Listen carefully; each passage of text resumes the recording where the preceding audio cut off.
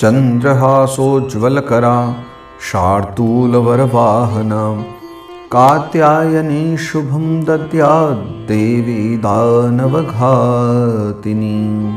माँ दुर्गा के छठवें स्वरूप का नाम कात्यायनी है। इनका कात्यायनी नाम पढ़ने की कथा इस प्रकार है। कत नामक एक प्रसिद्ध महर्षि थे। उनके पुत्र ऋषि कात्य हुए। इन्हीं कात्य के गोत्र में विश्व प्रसिद्ध महर्षि कात्यायन उत्पन्न हुए थे। इन्होंने भगवती पराम्बा की उपासना करते हुए बहुत वर्षों तक बड़ी कठिन तप किया था। उनकी इच्छा थी कि माँ भगवती उनके घर पुत्री के रूप में जन्म ले। माँ भगवती ने उनकी यह प्रार्थना स्वीकार कर ली थी।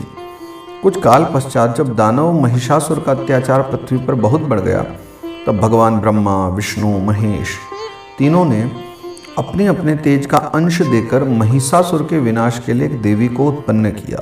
महर्षि कात्यायन ने सर्वप्रथम इनकी पूजा की। इसी कारण से यह कात्यायनी कहलाई। ऐसी भी कथा मिलती है कि ये महर्षि कात्यायन के यहाँ पुत्री रूप से उत्पन्न भी हुई थी। आश्विन कृष्ण चतुर्दशी को जन्म लेकर शुक्ल सप्तमी, अष्टमी तथा नवमी तक 3 दिन इन्होंने कात्यायन ऋषि की पूजा ग्रहण कर दशमी को महिषासुर का वध किया था। माँ कात्यायनी अमोघ फलदायिनी है।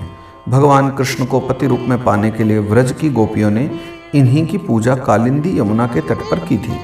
ये व्रजमंडल की अधिष्ठात्री देवी के रूप में प्रतिष्ठित हैं।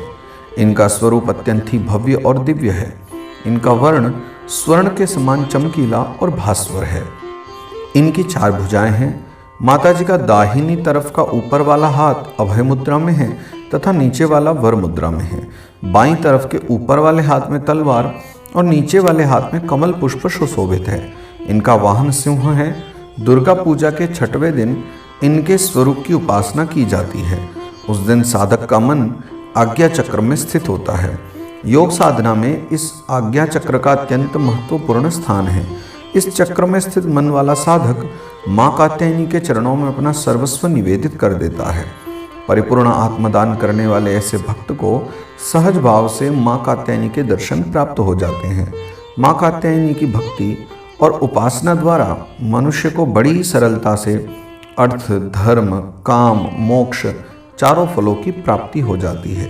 वह इस लोक में स्थित रहकर भी अलौकिक तेज और प्रभाव से युक्त हो जाता है। उसके रोग, शोक, संताप, भय आदि सर्वथा विनष्ट हो जाते हैं।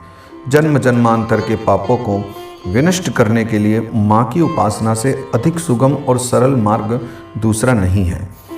इनका उपासक निरंतर इनके सानिध्य में रहकर परम पद का अधिकारी बन जाता है। अतः हमें सर्वतोभावेन माँ के शरणागत होकर उनकी पूजा उपासना के लिए तत्पर होना चाहिए। या देवी सर्वभूतेषु दयारूपेण संस्थिता नमस्तस्यै नमस्तस्यै नमस्तस्यै नमो नमः।